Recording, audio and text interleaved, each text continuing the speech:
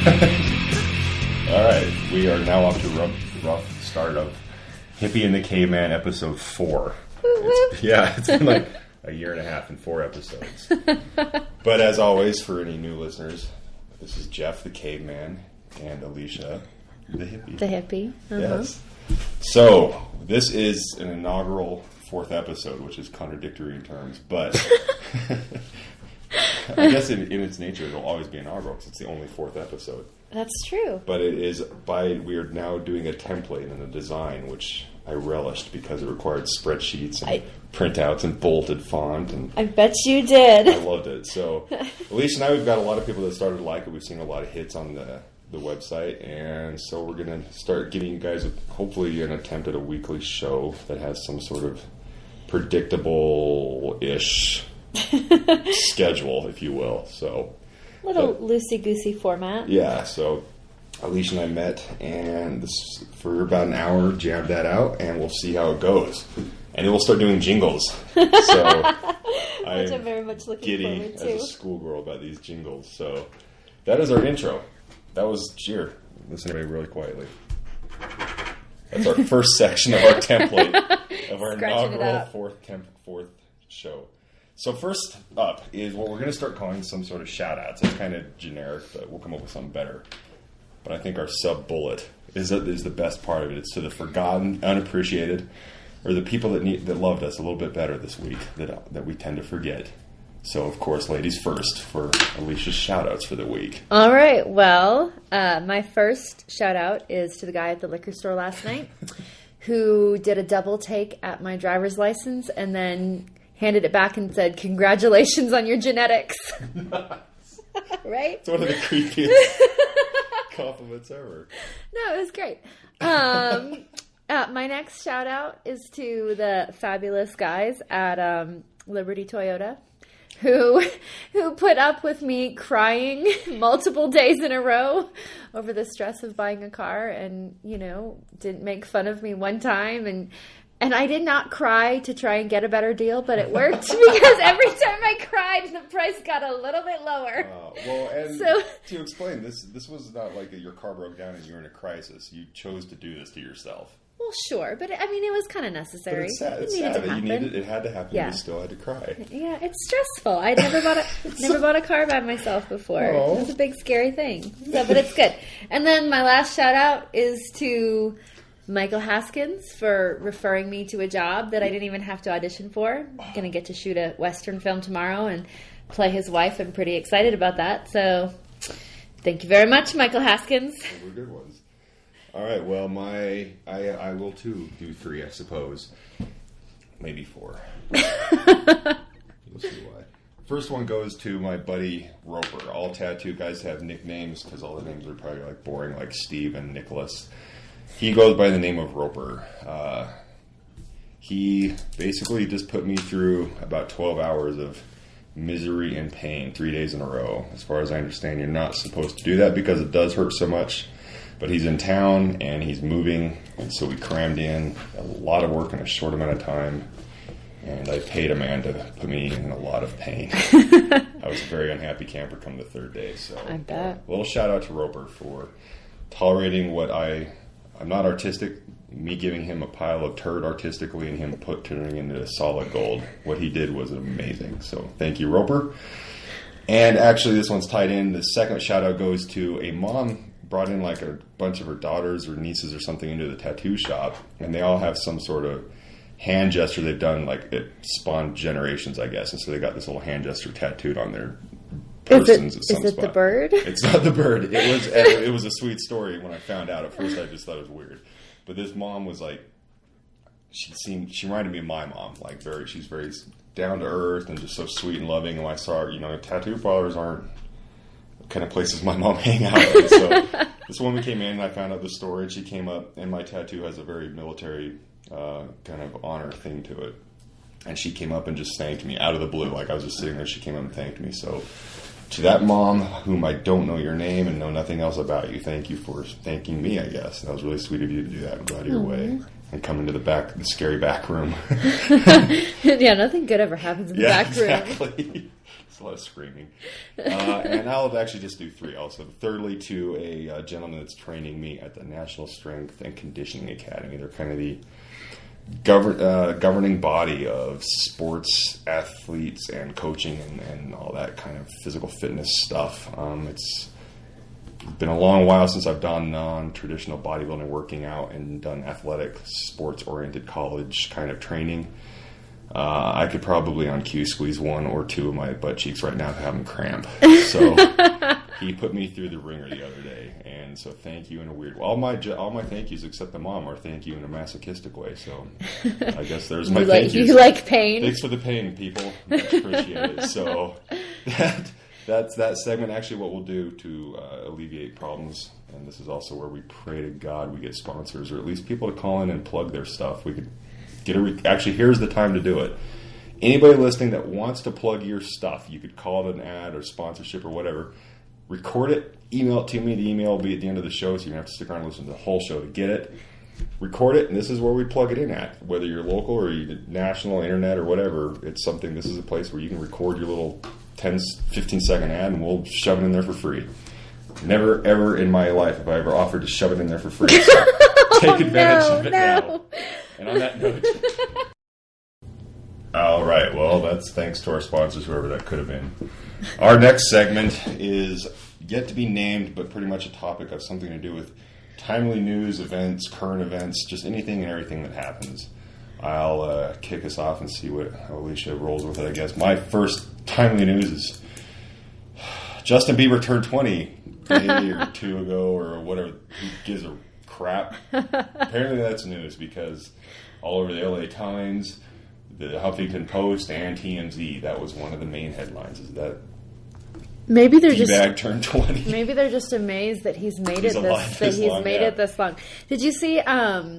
There was a company up in, I think it was somewhere in the U.S. or maybe it was Canada. I don't remember, but they bought a billboard like right at the beginning of the Olympics, and it said. It said, I'm trying to remember exactly what it was. I think it was in the U.S.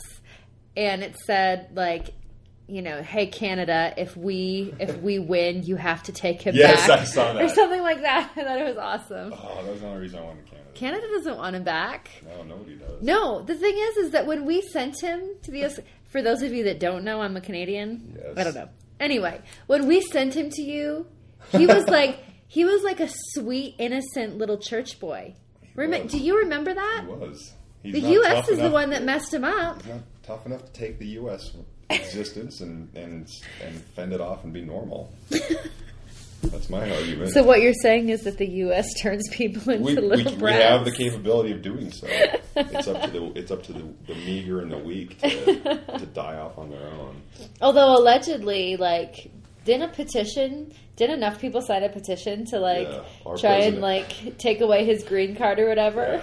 Yeah. There's some law. I saw it on the news. Like, it was on the radio this morning on K-Rock, or not this morning, last week on K-Rock. Like, I guess there's some number where it's somewhere buried in the Constitution that if a petition reaches X number, it has to be entertained by the president. And the only reason I know this is I Googled other petitions this actually is an awesome segment. Other petitions that have made it to the president's desk. Obviously, it probably goes to an aide first, and then he validates the legitimacy of the petition or so on. And nerds unite. Somebody threw a petition and made it to the president. Enough people signed it to ask for a Death Star to be built. A straight up That's Death awesome. Star. And the thing is that they have to entertain it professionally.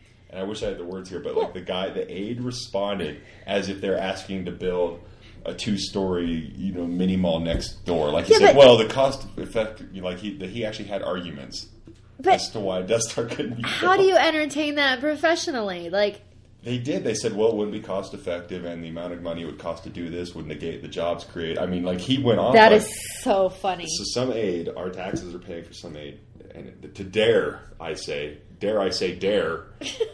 take away the dreams of a Death Star.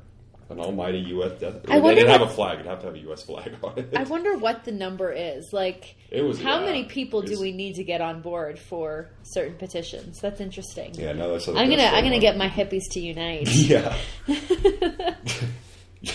You got a comment?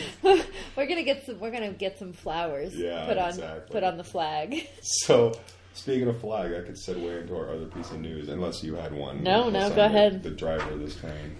Speaking of news, and the Death Star was run by British people. Ironically, Star Wars nerds, everybody had a British accent. So apparently, in the non-utopic world of the far, far away galaxy, Britain wins. No, that's true though. I never even thought of that. The Emperor even had a British accent. Who did? The Emperor, Luke Skywalker. That's right. All the soft R's. The Death Star will be quite operational by the time your friends arrive. You know what? Seeing a female do an impersonation of the Emperor. But like for those the twiddling of your thumbs like you were an evil genius. Of course I was. I had to get into character. You looked like you needed to tie a damsel to a train track. I'm an actor. I had to feel it. You know what? The Emperor, I have probably had more nightmares about the Emperor than any other bad guy in my entire life. That's horrible. He's terrifying. He is. Mine was E.T., so... I know. Show. My kids think it's funny that you're afraid of E.T., especially because... I mean, you're not like a small dude. You're terrifying. I mean, and you're... At least the Emperor stayed on the Death Star. E.T. creeped up on the bed and said... But E.T. is cute! No, his finger lights up. E.T. Yeah, exactly. Notice the same impersonation. The Emperor no, it's and not. No, E.T. no. They were dead on. E.T. is like cute and sad. E.T. phone home. And the Emperor is like... What kind of superior race has asthma? That's all I'm asking. It's because of the toxins in our air on Earth. That must be it. The term that made Bieber a D-bag. Only because our podcast recording material, whatever equipment's about to take a poo on, I'm going to pause real quick before we continue. All right. And we're back. All right, so we were talking about the Death Star, Britain invading galaxies far, far away. And segueing into Russia. Russia invading the Ukraine. Well, first off, did you watch the Olympics? Are you into the Olympics? Okay, I know a lot of people that are, and the only thing... I watched the crap out of curling, not by choice. Because when I go to the gym at 2 and 3 in the morning, NBC or whoever was running it, in their wise ways knowing nobody watches it, they shove it at that Canada time. won gold. What? Canada's good at sweeping quickly. And we're also good at hockey. Yeah, so no, I'm not you. We watched a lot. We watched a lot of Olympics at my house. Lots of fun. I mean, it's fun for like my kids to get into it. And there are some of those sports that I really wonder, like how does one get into like luge? Like seriously though, like it's not something that like you even really know exists except for like once every 4 years. Like, where would you go to practice? Like, hey mom, when I grow up, I want to be on luge. I think every sport's like, I mean, like, what was the other one? Like, there was luge, the bobsled and the skeleton thing. I want to do skeleton so bad. You're just catching the concrete with your face and dying. First off, it's not concrete, it's ice. Yeah, but the people, when they practice on concrete. Why would they practice on concrete? Don't they practice on ice? No. No, I totally want to try luge.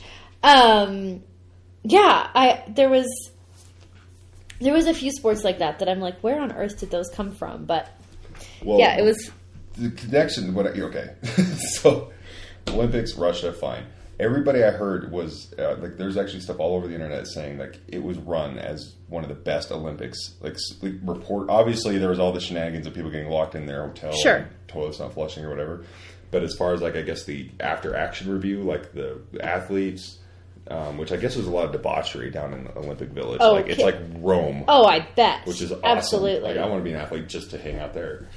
But like apparently that was awesome. Like the just the whole setup was awesome. And it's run by Russia, so of course it was run like a dictatorship. Sure, absolutely. You don't screw up or you're out. Where's my Sandy wipe? Where did Steve go? Did somebody kill him? Yeah, exactly. Well, I feel that way about some of the athletes from some of those countries, like China and Russia. Like, you feel bad for them because you're like, you're not doing this by choice. You are being forced to do this, and if you don't win, like... You are bred to be the best Swiffer on this planet. Right? And if you aren't, you will die. Yeah. So they obviously, here's my take on it, is later, about 2 weeks after or not even 2, a week after the closing ceremonies, Russia decides to just invade Ukraine. Exactly. Like we're good at Olympics, let's start a war. No, but it literally, like, it's like a big, giant, like, bird to the rest of the world. Like, we just hosted the Olympics, this big, like...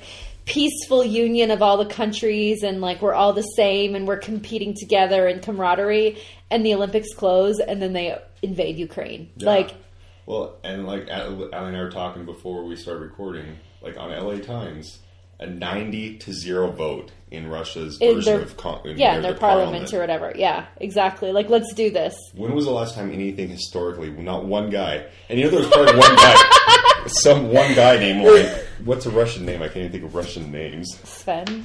That's not. That's like, no, that's Nordic. Dmitry. No, there was a guy that's Greek. Well, I had a Russian roommate in college named Dmitry. Oh, okay. So I had a Greek boyfriend named Dmitry.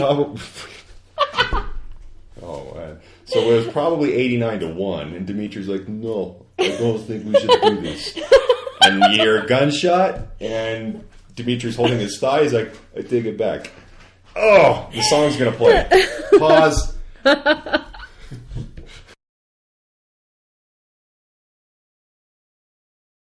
Basically, Parliament 90-0 vote for Russia to invade Ukraine. So that's one of our huge current events is World War III. Or Russia, a wannabe World War III probably, because it's Russia. Yeah. We'll see what happens. It's going to be hard to like muster up a bunch of soldiers while in their bread line. I hope the Russians don't hear that, Jeff. I'm coming for you. They won't. They'll lose their spot in the bread line. Their weekly bread line. So speaking of current events, Oscar week. Yes, tomorrow. Right? Tomorrow night, the Oscars. Yeah, big deal. Have you seen a lot of the Oscar films? No, I was actually just pulling up everything. I have not seen. I'm bad. For being I would like to think I'm somewhat of a movie geek. Mm-hmm.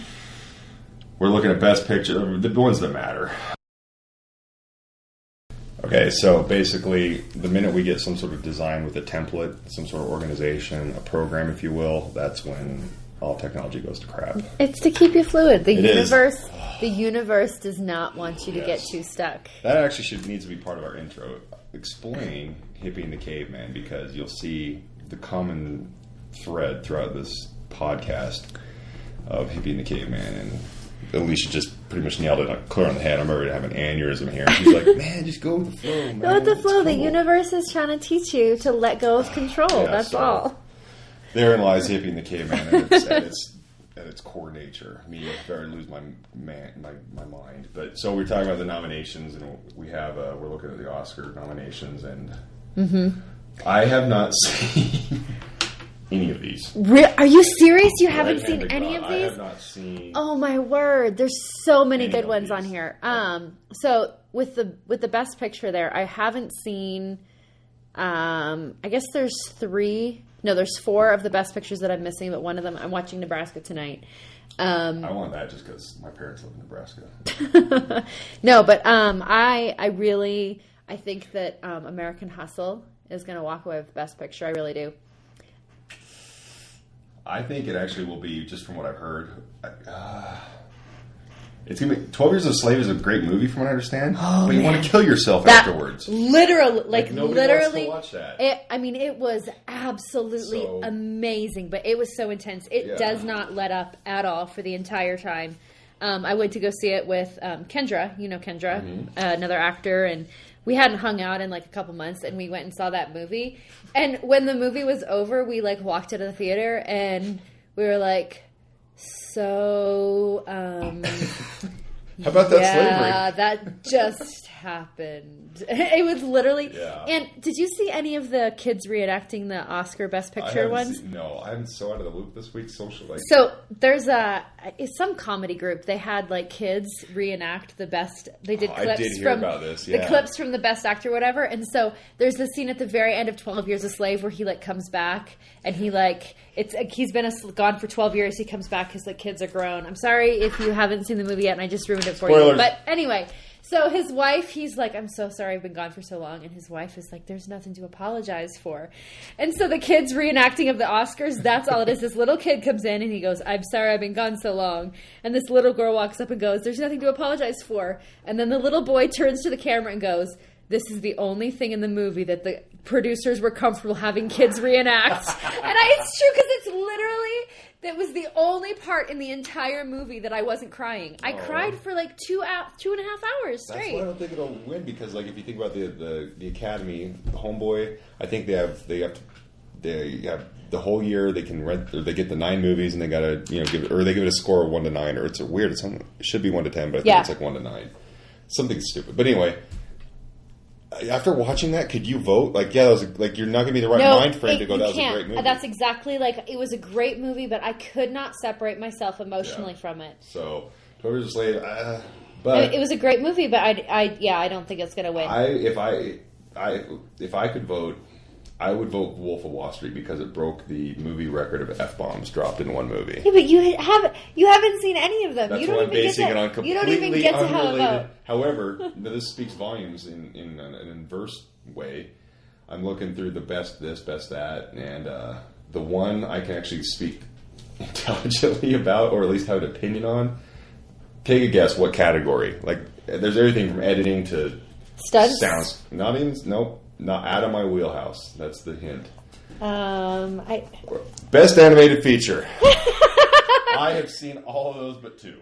What? Yep. Really? I have not seen any of the Best Picture, American Hustle, Captain Phillips, Dallas Buyers Club, Gravity, Her, Nebraska, Philomena, 12 Years a Slave, or Wolf of Wall Street. However, I have seen The Croods, Despicable Me 2. I kind of wanted to go to Frozen.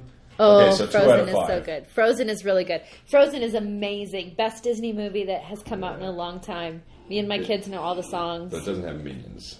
It's true, it does not have Minions. So yeah, we should put our vote in because we'll have to do an Oscar wrap-up show next time. Sure, absolutely. So, Best Picture, Allie. American Hustle. And again, disclaimer, mine are all out of my butt. I don't want to vote for what you just voted for. Gravity. I gotta write these down. Okay, so we have so it's gonna be hard. I haven't seen Nebraska yet. I'm watching Nebraska tonight. I do think that I don't. Best Actor, by the way. I know, Best Actor. I don't want to butcher his name. The guy from 12 Years a Slave. The guy from Isengard or something.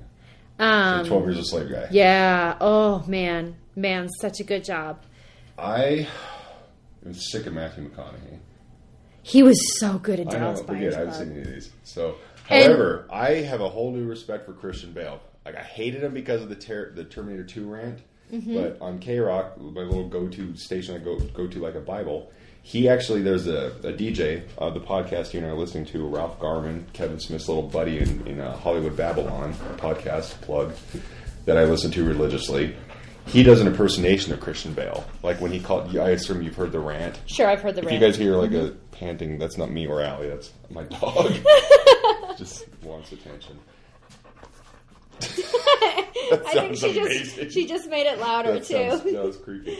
So the Ralph Garman on K-Rock does an impersonation of Christian Bale, and like he'll pretend to call in, and they're like, "So we hear you got stiff, like what was one of the ones they did? Like, we hear you were at the Dairy Queen, and they got your order wrong." You're like, "Oh, that's just great," and he just goes off. And one day Christian Bale actually called in, and they're like, "Whatever," and the guy that acts like him goes, "No, that's not me. That's really him." And they're like, "Oh God, hey, Mr. Bale." He's like, "I know you guys have been giving me a hard time and all these things," and he goes, "Look, I was completely off. I have no he just completely PR stunt, whatever." But sure, like the fact he took time, and then the whole when he visited the graves up in Colorado, I just blanked at the city, the theater shooting.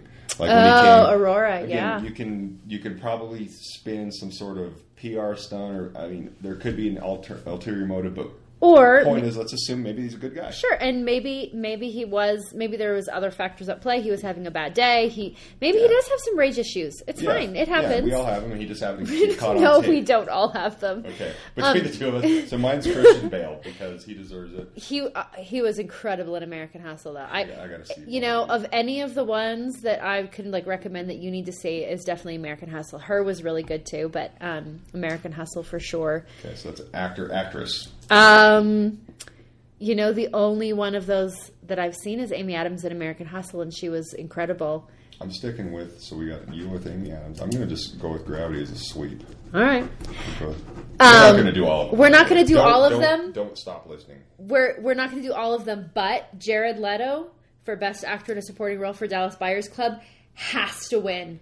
I seriously, But doesn't that offend you as an actress? You're like, not only could other women put you out of work, now men can. No, but he wasn't playing a woman. Okay, I gotta see the movie. No, he wasn't playing a woman. He was playing a transvestite. Oh, okay. I didn't know that. He was playing a transgender male. I have nothing he was absolutely incredible. And I think Jennifer Lawrence is going to win for American Hustle again. Yeah. Which last year, her win for Bradley Cooper, the dance one. What is it called? Anyway, her win was one of the most beautiful things. She's classy. I like her. I mean, she was just so in awe, and she was so, amazed by it. And backstage, she was getting, Didn't she trip? Total stars, yes. Yeah. But then she was getting totally starstruck from all of these, legends that she grew up watching, coming up and congratulating her. It was the most incredible thing. So I hope she wins again, too. I think we should end at we'll probably do the big ones. And I'll geek out on these ones, the big ones. I'm going to go with animated feature because it's the only ones I can speak knowledgeably about. Frozen. That's going to be probably It is. And it's going to win for music, too. Because I liked it. Because it was good. The Minions. When the Minions come in on fire, when they act like a fire truck, that is me. It's Beto, Beto, I mean, it was good, but it wasn't Frozen. And Frozen is the song Let It Go is going to win for It has enough. It has more two. Ingredients. So we'll end at, because I'm a geek, on cinematography. Sure.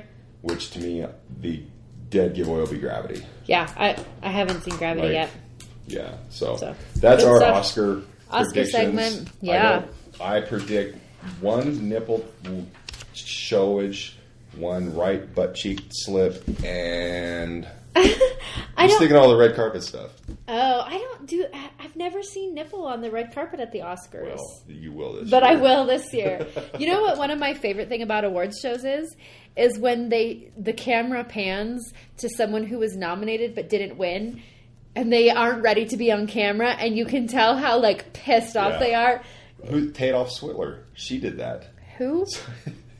The guy on camera calls her Tadoff Switler because she's Hitler, and I agree with him. That's genius. But when she didn't win that last award, she looked like she was going to kill a fool. I know, right? So perfect example. She has a little bit of entitleitis. Tadoff Switler. So we'll now roll in. Again, these segments will be awesome when I get a whatever. What do you mean will be awesome? They are awesome. They'll be awesome. So, this is timely. We just talked about Matthew McConaughey and Jared Leto. I don't know why that was there. But now from here, we will move on to our next segment. Rumors, gossip, Hollywood news, etc., etc. Sure. We're a little delayed, but one of the big ones, unless you have something off the top of your head, I'm just... No, go ahead. Go ahead. Notes. I do have a lot of notes. Chicken scratch notes. Do you have something applicable here? Sure. I would love to talk about Kevin Costner's comeback. As would I. Really? So how do you feel about Kevin Costner? Okay. He's an amazing actor that's made bad choices. Or that has been in bad movies. Interesting. Because I feel like he's a horrible actor that's been put in some good movies. I really do. The Caveman. Kevin Costner only knows how to be Kevin Costner. But that's the thing, is he's good at what he does, and that's it. You mean he's good at being himself? I.e., he's not really a good actor. If you don't know him, this goes back to my argument of rest in peace, no disrespect to Heath Ledger. Every one of his high school friends might have said, that's just Heath being Heath. We don't know if that's in his wheelhouse. He's transformed into different characters. We don't know that. Are you 10 Things I Hate About You? I have neurotic friends. The Joker? Are you kidding me? But Heath until you know him, transformed roles. yeah, I would like to talk to his mom. My go-to is a mother. Like if your mother goes, if you can lose your mother without going, oh, that's just Heath being Heath, then I'll believe it. But until then, we don't know. Like, and it kind of ruins it because I look at that with everything now. I guess I don't care for Kevin Costner. He's on my list with Tom Cruise, which is very, very unhippie of me. It is. There's this really, really short list of actors I want to punch in the face. It's a pre-segue, but well, here's my thing with Kevin Costner, and especially this movie, 3 Days to Kill. Mm-hmm. He's like, hey, Liam Neeson, wonder what he's been doing that's made him successful. Oh, I'm going to talk in a deep, gravelly voice and go on a killing spree. I'll try that now, and it's. I guess I don't understand. It's going to work. This is what I don't understand: how Kevin Costner has done like nothing for years and years. He's done a couple of random, like he did like a rom-com. He played Superman's dad. That's right, but that was a little tiny role. That's God. I know, but I'm. See, he's done nothing for a few years, and then all of a sudden now he has 3 big films out. Yeah. I feel like his agent owes someone some. No, his agent owes someone some favors. Yeah. Somebody has dirty pictures of his agent. Someone owes his agent some favors. Yeah. Like literally, he's been holding this in his pocket and gathering it and gathering it, and then they like decided to lay their cards because it does not make sense that he's in 3 films at once. Yeah. Kevin Costner's agent was in Mexico with a donkey, and somebody got a picture. And they're like, we will hold this someday. Right? So I don't know. The business side of it, I can only commend the dude. He's going to do what he likes, obviously, and make money doing it. Sure, absolutely. Entertainment-wise, it's not that genius of a... I mean, what's his butt? John Travolta did the same thing when he did From Paris with Love. Hey, that's so weird. The like John Travolta guy, like that's like... All of a sudden, he's a badass, and he shaves his head and grows a goatee, and he's a badass. Yeah. So they just did this reinvent old guy action movie thing, and it's why if it isn't broke, don't fix it. I don't know. I'm not a fan. I don't believe it. Yeah. I really I saw the I don't remember what it was called. The one with it was Chris Pine. Where he was an analyst and now he's in the field. That was the not Jack Reacher. No, I know what you're talking about. The series of books. Yes, exactly. Jack Ryan, that's right. So Made I saw that amazing one. by Ben Affleck. Yeah. Please let it be Ben. No, I just don't find it believable. I do not believe that Kevin Costner is in the CIA. I'm sorry. No. It's not believable. He's good at Field of Dreams or The Father or if you want a Texan accent as your Robin Hood, he's your go-to guy.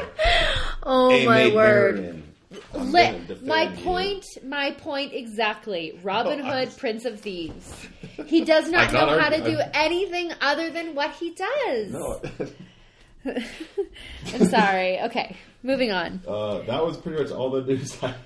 Oh no! Okay, actually, I had one because you brought up Kevin Costner.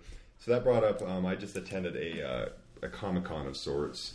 It was called Galaxy Fest, and basically picture every stereotype or cliche you can have about a Comic-Con. Sure. Good, bad, or indifferent. I'm not passing judgment. I could care less, because ironically, deep down inside, these are my people.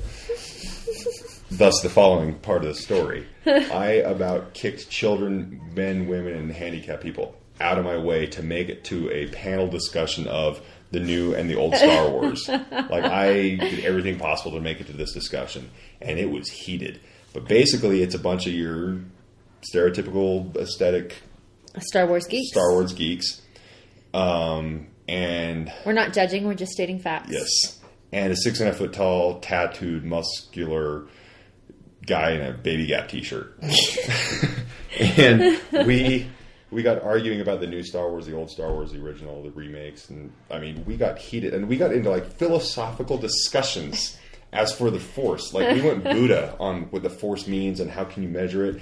And this little punk was arguing. He wasn't even born when the first one came out, so it's completely unfair. So that's my rumors and gossip news. I do totally believe in the Force, though. Well, Caveman and Hippie at its finest. No, I do. I absolutely believe. Like in a Buddhist way, like a all-encompassing, like. Sure, that there's an energy that people have, and you know, you can transcend time and space. Energy can transcend time and space. Okay, well, here was one of the topics. Can you measure that in a person? Because the old Star Wars, they always talked about the Force. You can and sense in the new it, one, though. they had midichlorians, and you could measure it in their bloodstream, which was a follow-on argument that means people that have the Force that can be Jedis are diseased. Yeah, no, I don't think you can measure it. I think that you can sense it, though. Like my soul can sense other people's energy. For example, the creeper that I had to give a massage to today. I could sense his creepy-ass energy. It's true.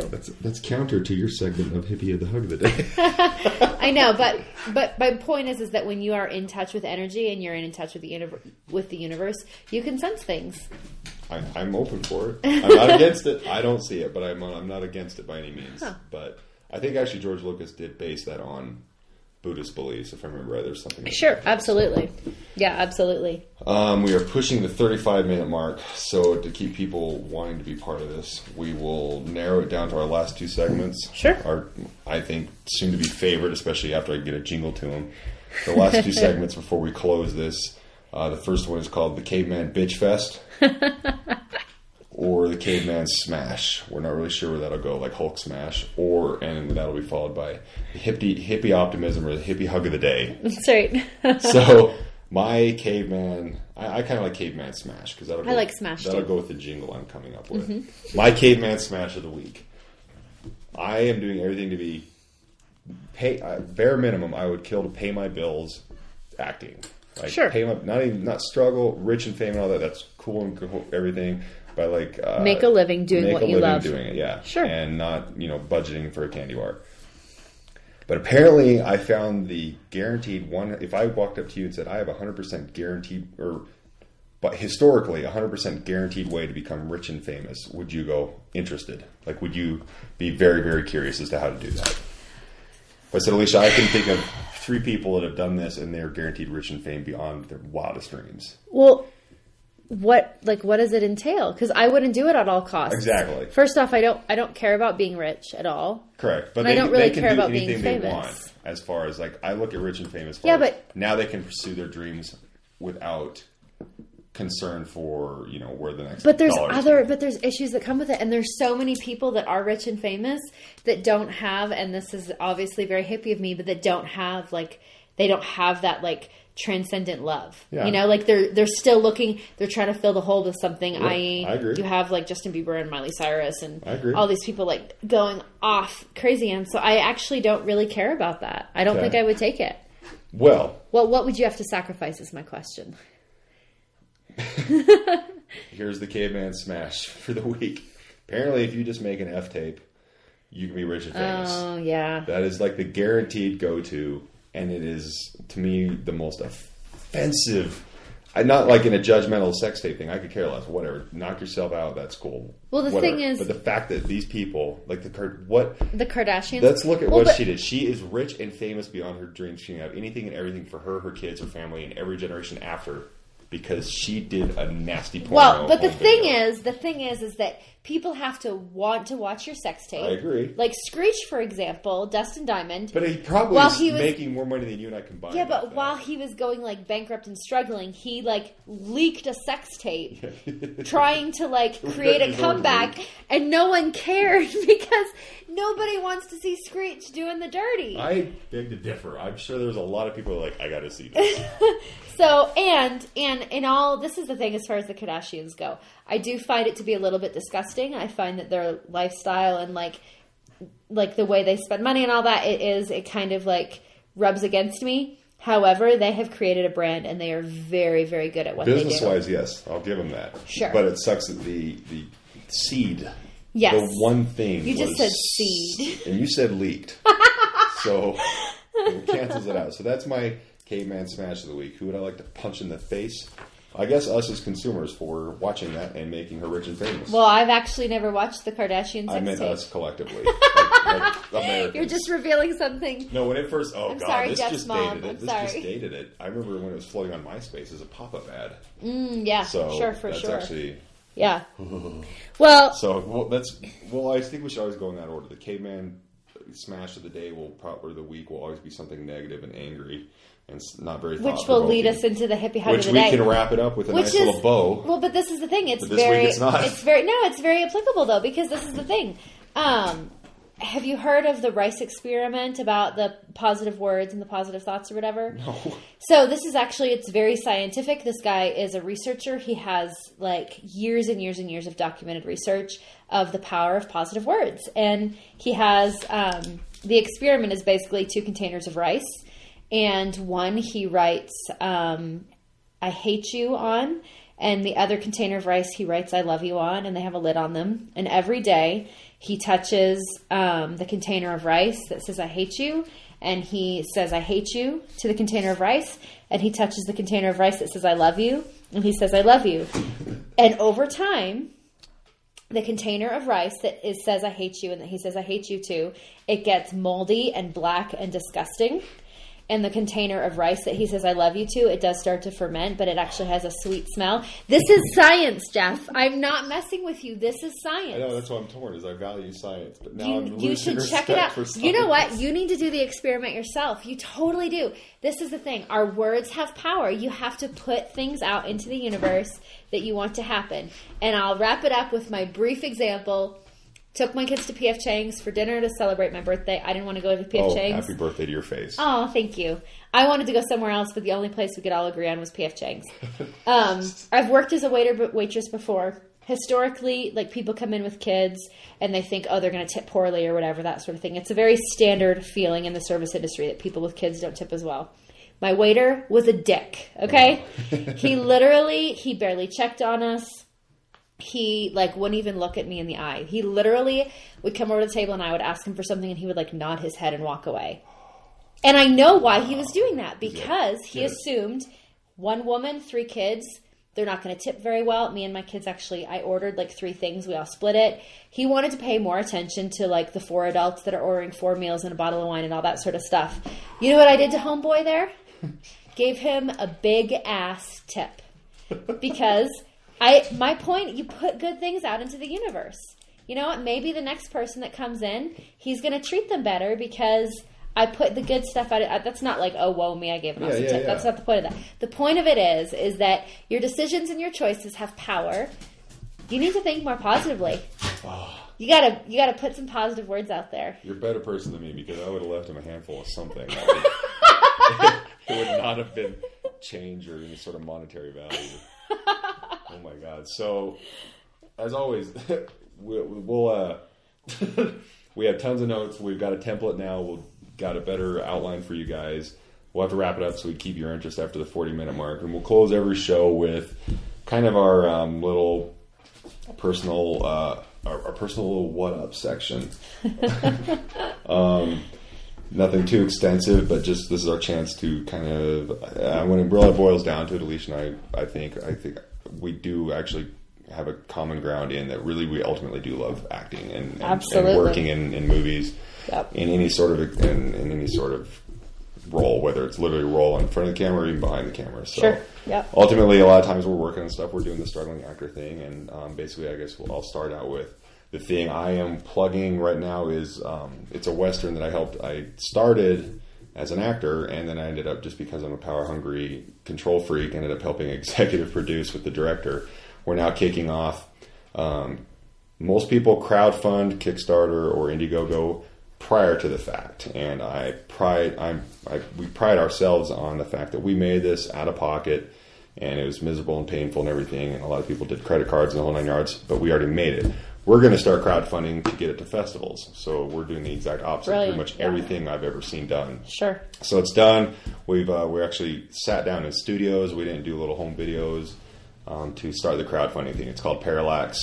And it's this awesome Western that kind of, whether I was in it or not, I would want to support it because it exudes the struggling independent film, everybody coming together, like, attitude. And so that's kind of the big thing I got going on. It's basically going to be all over the webpage. If you see me in a cowboy hat, basically, it's probably that movie. But yeah, that's the big thing I'm pretty much working on right now as a little executive producer. My goal, my little mini dream is I went to Sundance all the time as a kid because I lived near there in Idaho growing up. And my dream would be to see just Parallax at Sundance, even if it's like the creepy theater that 5 days a week is a porn shop. Like, if I could just say my movie was in the festival in the creepy little porn shop theater, that'd be awesome. I'm sure the director would feel the same way. So that's my little plug for Parallax. Good stuff. Yourself. Still plugging away on Trauma the Feature. Obviously, with indie films, money is always the factor, so we're making it slowly, but it really is like the most incredible script I've ever had my hands on as far as indie features go. So that's Trauma the Feature. It's TMD Films, and so if you want to jump over there onto the website and throw us some money, we certainly wouldn't be mad at you. What would be the 3 or 4 sentence tagline? What would it be about? It is a psychological thriller about a woman who wakes up after a car accident, not having any memory of it, and her world kind of starts unraveling around her, and she starts just questioning everything that she believes. So that's that.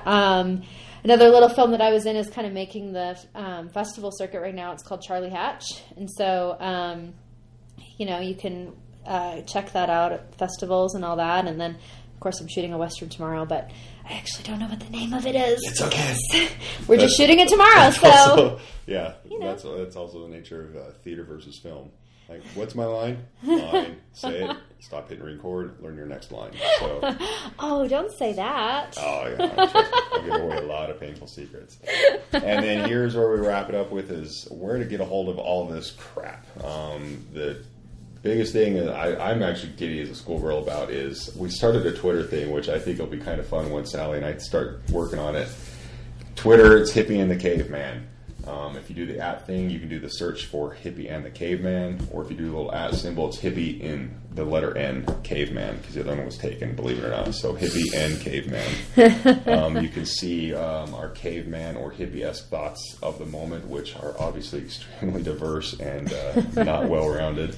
That's our Twitter thing. If you want to plug stuff locally, Allie and I are both from Colorado. We also have working ties in LA. If you have some sort of quote-unquote ad, you can email me at podcast@jeffbosley.com. We'll do video or audio clips in between where we have to hit pause and save. We'll shoot in those. People hear this. Last checked, it was like 2,400 people had already listened to this podcast. It's not famous or probably even anywhere in the top 1,000,000 on iTunes, but a lot of people are listening to it. Yeah, and thank you so much. We love it. It's awesome and it's fun. It gives Allie and I a chance to hang out and vent and be fun and happy. And then just personally, it's really easy for me because I'm a social media WH word, jeffbosley.com. You can find anything to do with me there. And Allie, best place for you. Your IMDb is probably a good start. Yeah, IMDb. Alicia Baruti is not a very common name, so you can find me. Very easy to find, yeah. It's very, very easy to find me. So, yeah. That's it. That's our rough version of our template. We'll start coming together as I brainstorm ideas, but we love getting together and doing this. Thanks everybody for listening. I'll do a little minor shout out to Kevin Smith for pretty much inspiring me to push me to do this and then grab the closest friend I know that would be down with it, Allie. So thank you everyone for listening. For those friends, whether it be a massage people or director, producer, photographers we know, or the guy down the street that was stalking one or of us or both of us, depending on his sexual orientation, we thank you for taking the time. Can you beat that? Do you have any goodbyes, or is that it? No, I think that's good. Okay. Thanks for listening. Thanks to our stalkers.